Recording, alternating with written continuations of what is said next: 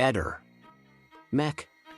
Pallister. Liliana fa il cambio del piano tariffario il 30 novembre 2021. Il cambio prevede l'accredito sul conto corrente bancario. Stranamente però in dicembre non è stato fatto nessun accredito sul conto di Liliana. Come mai?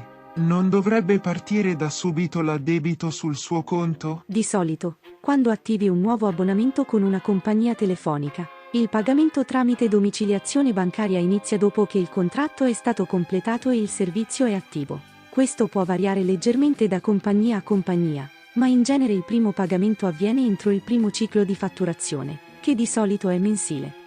Ti consiglierei di verificare direttamente con la compagnia telefonica con cui stai considerando di fare l'abbonamento per ottenere informazioni specifiche sul loro processo di fatturazione e di pagamento. 23 dicembre all'interno del magazzino di via Donadoni, utilizzato da Sebastiano, sono stati visti numerosi coltelli da cucina di varie dimensioni, custoditi in contenitori a vista riposti su delle scansie. C'era anche attrezzatura professionale atta ad affilare i coltelli.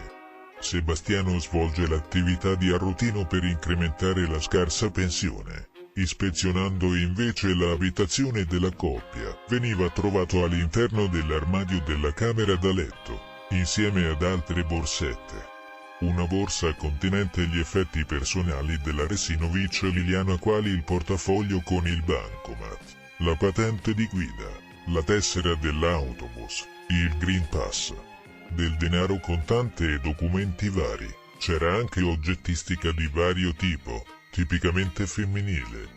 Ciò che non quadra però è che tali oggetti erano stati segnalati dal marito in possesso di Liliana al momento della scomparsa.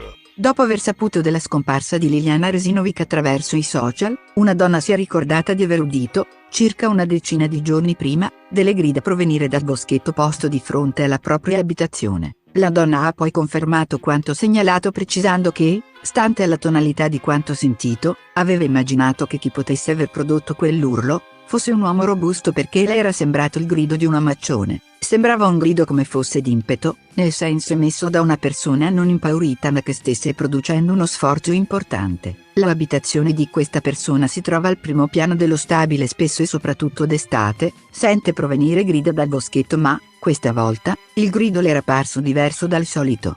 Ehi, non dimenticare di iscriverti a questo canale.